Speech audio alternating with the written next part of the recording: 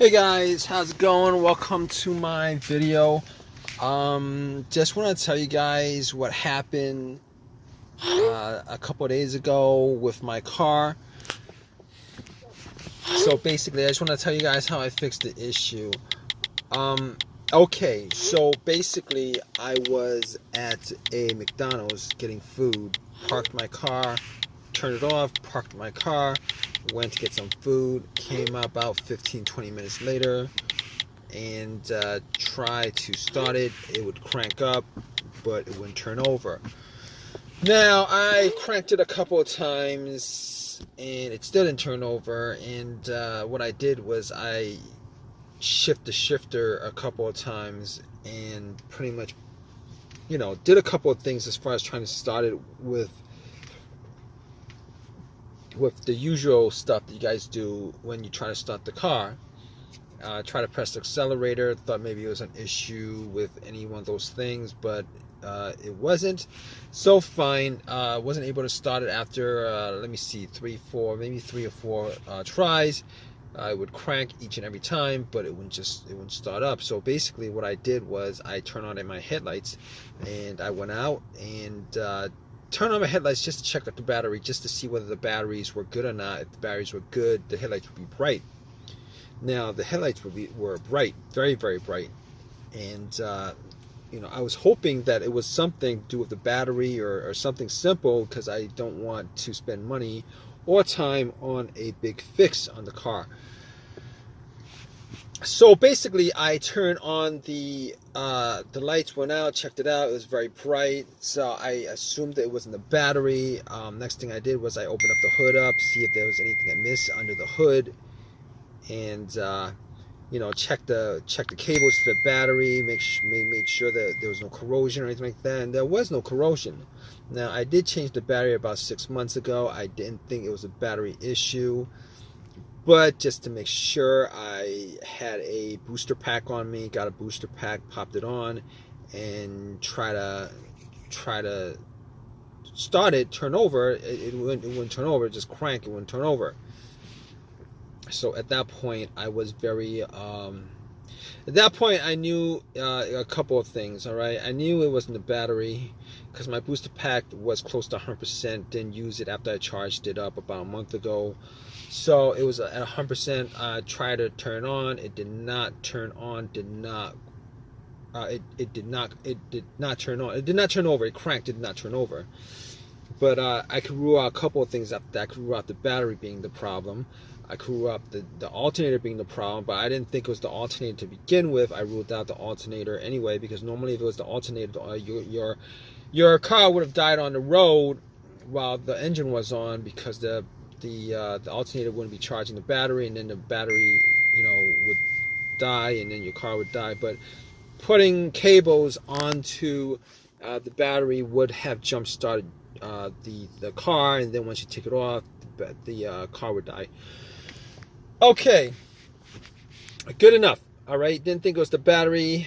Ruled out the battery, ruled out the alternator, ruled out, and here's the thing, I also ruled out the ground wire, because sometimes if the ground wire is it's either loose or not grounded to the frame properly, where rust is in the way, debris or something like that, it would cause a bad connection, and that would cause sometimes it would cause to crank but not start. But normally in those situations, the weak connection would cause the car to slow crank and not start. But the thing about it is, the car cranked up very strong each and every time. So I didn't think it was the ground wire, but I double checked anyway, just in case if you guys don't know what the ground wire is.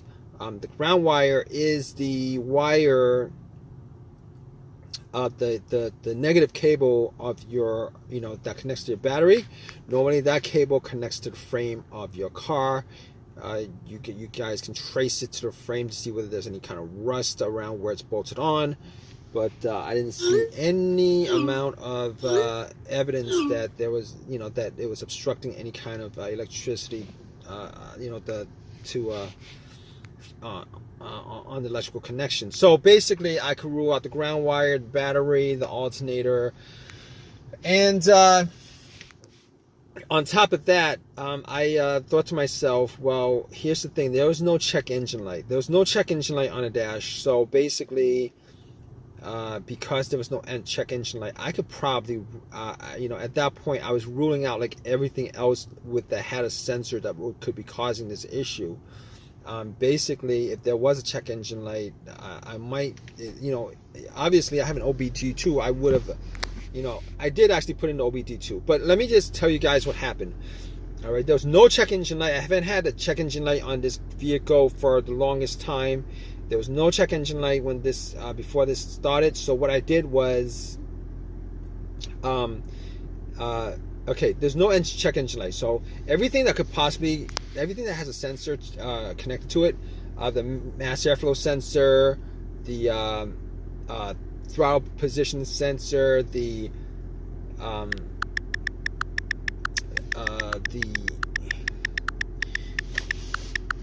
throttle body, crankshaft, camshaft, everything that could possibly have a code that could trigger the check engine light, I pretty much ruled that out. But I have a $20 OBD2 reader that I bought from Walmart. You guys don't know what that is. It's a very cheap OBD2 that I got from Walmart in the auto section. Popped it in. Another thing that could cause it is if there was some kind of connection issue between the car's computer and the car itself, the car's ECM, which is the car's computer. So I plugged it in just to make sure that's not the case. So if the scanner scans everything, gives you a readout on the screen, that pretty much means that there is a connection from the car to the computer, because if there wasn't, the OBD2 would not be reading it. It would tell you that it would stop at some point, tell you that it could not finish the analysis. But it finished the analysis. It gave me no codes whatsoever. Went through everything. So basically, I pretty much ruled out all those other causes that possibly could cause it. Mass airflow sensor, camshaft, crankshaft, throttle position sensor, anything else that could cause it, I pretty much ruled those out as a result of there not being a check engine light on the dash itself. Ruled it all out. Okay, so also ruled out the computer having issues with connecting to the car, where it would just crank up but nothing else would happen as far as firing it up and stuff like that. So ruled out all those things. So at this point, I was like, maybe I knew what it could possibly be. I had a guess. If I had a guess, I could get a good guess. Give it a good guess of what it could possibly be. It could be a fuse, the ignition, the fob key, the relays. So obviously, knowing that, I did do deductive testing. All right, so I got to the fuse box, checked out all the fuses. There were, just to see whether any of the fuses were burnt. Did not smell any kind of burnt smell. The fuses seemed to be all good. I did not have a fuse tester with me, so I could not test it out in that way to be 100% sure. So I was looking at the relay and thinking it maybe could be the fuel pump relay. But before I did that, I did a little test on a fuel pump before I even got to the fuses and relays. Okay, so basically what I did was I tried to listen to hear whether I could hear some kind of whizzing sound. Okay, basically before your car starts, it primes the fuel pump from the fuel tank, and normally you would be able to hear a whizzing sound. But normally what happens is you would turn the car to the on position, which is what I did, and somebody else would be outside right next to the gas cap, and when you turn it to the on position without cranking, you'll be listening to, whether you hear any kind of noise or sound or some kind of whizzing sound, motorized sound coming from there. If you do, normally that means that the fuel pump is good. Now, I didn't have anybody with me at the time, so I was sitting in my car, had everything off, blower motor off, everything off, and pretty much just tried to turn it to the on position and try to hear it. All right, the on position is the on position before you try cranking. Before you go all the way on cranking it up, before it starts, try to turn over and stuff like that. Okay, you shouldn't be hearing a crank when it's on the on position. That's when that position is where all the lights light up on a dash.